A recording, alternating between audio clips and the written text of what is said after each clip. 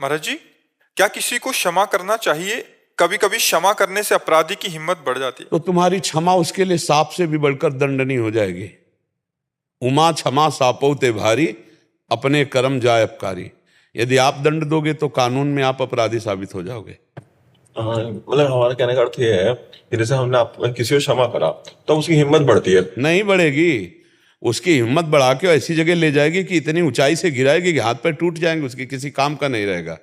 तुम्हें उदाहरण बता रहे, एक लड़का था तो जब किसी की मुछ को ऐसे देखता, मुछ वाले को, तो बड़ा मजा, मुछ मुछाड़ा ऐसे वैसे करके उसका उपहास करता। एक बुद्धिमान आदमी था, बुलाया, 2 रुपया दिया।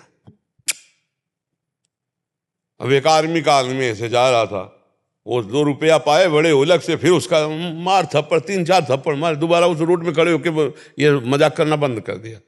वो 2 रुपया जानते हो किस बात के लिए दिया था? इसी बात के लिए दिया, तेरा उत्साह बढ़े और तू ऐसा कुछ कर कि जीवन भर के लिए तेरा बोलना बंद हो जाए, क्योंकि मैं मारूंगा तो ठीक नहीं है। तो भगवान खुद व्यवस्था कर देते हैं। उमा क्षमा सापो ते भारी, अपने कर्म जाय अपकारी। यदि कोई अनर्थ कर रहा है, अधर्म कर रहा है, तो आप उसे कानून से दंड दिलाइए, आप कानून में रिपोर्ट कीजिए, आप स्वयं उसके दंड देने वाले मत बनिए। हमारे देश का संविधान है, हमारे देश का कानून है, और अगर कोई नहीं है तो भगवान दंड देने वाले हैं। आप दंड दोगे तो आप अपराध, एक अपराध करता है, एक अपराधी को दंड देता है, तो दोनों अपराधी हो जाते हैं। नहीं, हमको चाहिए कि अपराध से हम बच करके और उसका सुधार हो, उसका मंगल हो। पहले हम भगवान से प्रार्थना करते हैं उसकी बुद्धि शुद्ध हो। देखो, कोई आदमी दूषित नहीं होता है, उसकी बुद्धि दूषित होती है। मानो कोई हिंसक है, बेविचारी है, अगर उसका हिंसा और बेविचार भाव हट जाए तो बहुत बढ़िया आदमी हो जाए ना, तो हम भगवान से प्रार्थना करते हैं। अगर वो हमारे साथ अनाचार दुराचार करता है तो हम कानून का सहयोग लेते हैं, हम कानून पे रिपोर्ट करते हैं, उसको उसका दंड दिलवाते हैं। हम स्वयं दंडदाता न बने, हमारी तरफ से तो उसका मंगल ही होना चाहिए। तो अपराधी को अगर कानून दंड देता है तो ये उसका अपराध का मार्जन होता है और वो पवित्र होता है। और अगर ऐसा कोई खूंखार अपराधी है और कानून उसे बंदी बना लेता है तो लाखों लोगों की सुरक्षा व्यवस्था हो जाती है, सबका मंगल हो जाता है। पर हम अपराध ना करें, नहीं तो अगर हम अपराधी का अपराध करेंगे तो हम भी कानून के अपराधी बन जाएंगे, नहीं बन जाएंगे? नहीं, हम उनको सजा नहीं दे रहे, पर हम कहने का अर्थ यह है कि हम उससे संबंध रखें या ना रखें। मतलब मान लीजिए हमने उससे कुछ, आप संबंध शब्द अलग हो गया और क्षमा शब्द अलग हो गया, वो अलग अलग दिशा को जाता है। संबंध तो नहीं रखेंगे। जो भगवत मार्ग विरुद्ध है या अपराध प्रवृत्ति वाला है, हम उससे संबंध नहीं रखेंगे। तजेता ही कोटि बैरिशम जद्यप परम स्नेही, जाके प्रीन राम वैदेही। और चाहे वो बिल्कुल क्लोज रिलेशन क्यों ना हो।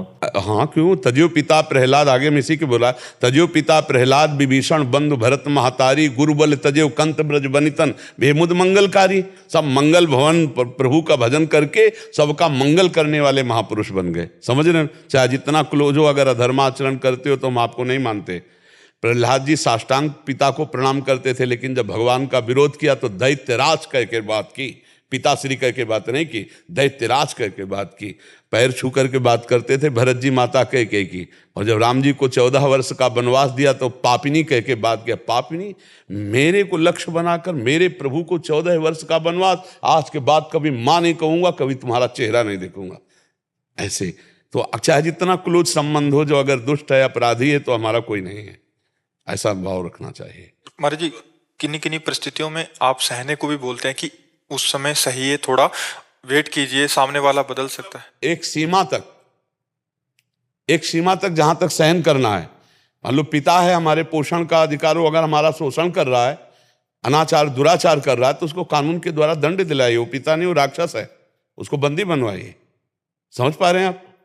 ऐसे भाई है, हमारे सगे भाई हो, लेकिन तुम आप दुराचार अनाचार कर रहे हो, अपराध कर रहे हो हमारे समाज हमारे राष्ट्र के खिलाफ, तो हम तुम्हारे को बंदी बनवाएंगे, हम तुम्हारे खिलाफ चलेंगे, हम तुम्हारे अनुकूल नहीं चलेंगे, क्योंकि आप धर्म विरुद्ध आचरण कर रहे हो। कई बार चुप रहने से क्या होता है ना, चुप रहने से दूसरे की हिम्मत बढ़नी शुरू हो जाती है। हाँ, बिल्कुल ठीक बात। कुछ नहीं करा पर आप सिर्फ चुप रहे, या सह लिए या चुप। देखो, इसके 2 भाग हैं। आपने संबंध शब्द से कहा, तब हमने कहा, और इस शब्द से है कि जैसे हमें गली चलते कोई हमारा अपराध कर रहा है और हम चुप होके निकल गए, तो उसको भारी दंड मिलेगा, आपके द्वारा नहीं, भगवान के द्वारा कोई दंड। अगर आप अरजते हो तो अपना समय नष्ट करोगे और झगड़ा झमेला बढ़ेगा। मौन, सब गलतियों को क्षमा करके चुपचाप निकल जाना है, तो अब उसका बढ़ावा होगा। अब वो ऐसी जगह फंसेगा जहां उसका बाप मिलेगा, और उसको ऐसा उत्तर देगा ना कि जीवन भर के लिए संभल जाएगा। पक्का समझ लो, अपने को जहां तक हो बचा के निकलना चाहिए। मतलब वो ऐसा समझो, गंदी नाली में ईंट मारो तो अपने ऊपर छिट्टी पड़ती है, वो तो है ही है। अगर उससे आप बात करोगे तो आपका माइंड भी परेशान हो जाएगा। हो सकता है ऐसी और प्रतिकूलताएं बढ़ा दे वो।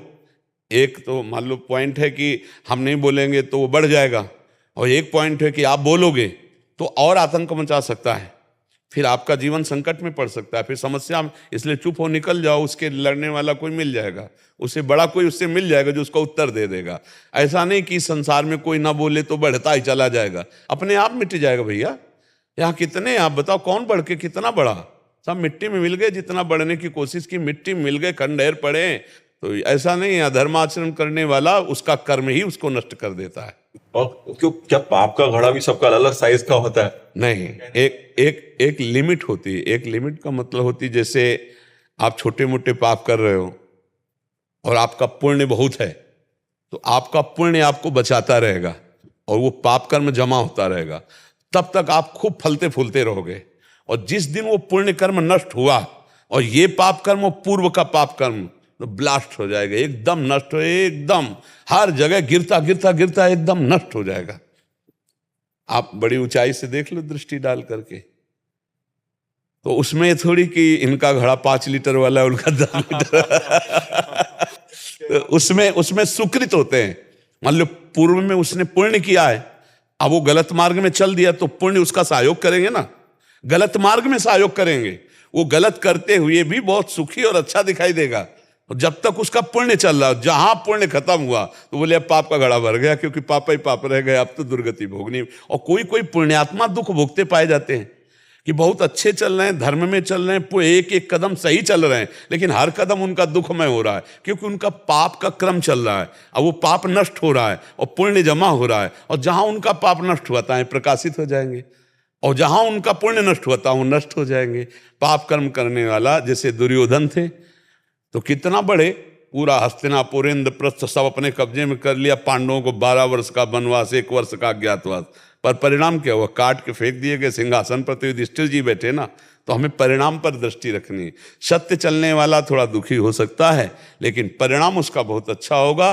पाप कर्म करने वाला थोड़ा सुखी दिखाई दे सकता है, लेकिन परिणाम बहुत बुरा होगा, वो नष्ट भ्रष्ट हो जाएगा। और कई बार जो पुण्य आत्मा होती है उसका जो अंतिम समय होता है ना, वो बहुत ट्रेजिक होता है। मतलब कई बार मैंने देखा जैसे बहुत बड़े महात्मा भी है तो उनकी एंडिंग बहुत क्या होता है tragic हुई। इसमें क्या होता है कि जैसे हजारों अनंत जन्म व्यतीत हो गए, अब हमें भगवत प्राप्ति, अंतिम जन्म है हमारा, अब शरीर तो छोड़ना है।